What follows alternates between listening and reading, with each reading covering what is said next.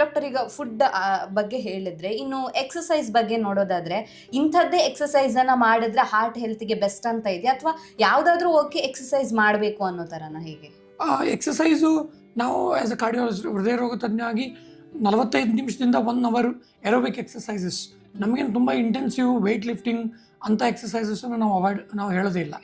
Regular ಆಗಿ ಯಾರು physically fit ಇದ್ದೀರಾ ಜಾಗಿಂಗ್ ಮಾಡಿ ಅಥವಾ ರನ್ನಿಂಗ್ ಮಾಡಿ, ನಿಮ್ಮ ಒಂದು 45 minutes to 1 hour calorie burn ಆಗಬೇಕು.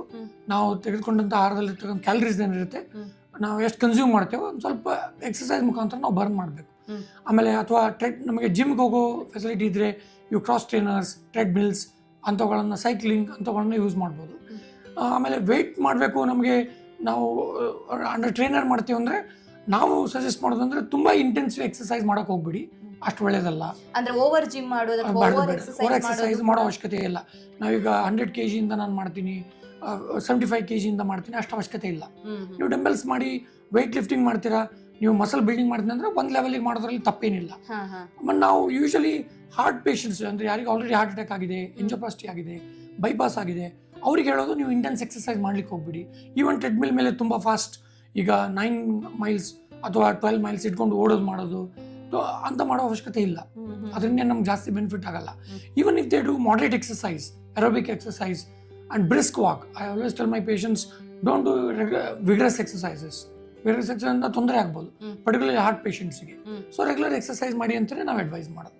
ಓಕೆ, ಸೊ ಹಾಗಾಗಿ ಎಕ್ಸಸೈಸ್ ಮಾಡೋದು ಬೆಸ್ಟ್. ಈಗ ಯೋಗ ಇದ್ರಲ್ಲಿ ನೋಡೋದಾದ್ರೆ ಯೋಗ ಮಾಡೋದು ಕೂಡ ಹಾರ್ಟ್ ಹೆಲ್ತ್ಗೆ ಬೆಸ್ಟ್ ಅಂತ ಹೇಳ್ತಾರೆ, ಆದ್ರೆ ಇಂಥದ್ದೇ ಯೋಗ ಮಾಡಿದ್ರೆ ಬೆಸ್ಟ್ ಅಂತ ಇದೆಯಾ? ಹೇಗೆ? ಆ ಥರದ್ದೇನಿಲ್ಲ.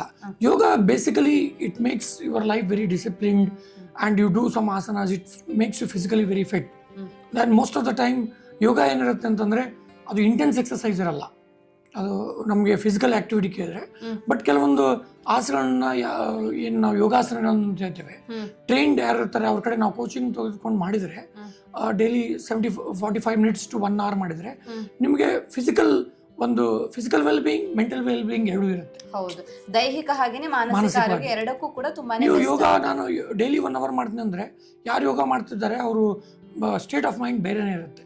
ನಾನು ರೆಗ್ಯುಲರ್ ಆಗಿ ಯೋಗ ಮಾಡ್ತಾ ಇದ್ದೀನಿ ಅಂತ, ಅದು ಅಷ್ಟೊಂದು ಇಂಟೆನ್ಸ್ ಫಿಸಿಕಲ್ ಎಕ್ಸಸೈಸ್ ಅಲ್ಲ, ಬಟ್ ಅದು ನಿಮಗೆ ಸ್ಟ್ರೆಚಿಂಗ್ ಎಕ್ಸಸೈಸ್ ಮಾಡೋದ್ರಿಂದ ಅದು that keeps you healthy mentally and physically.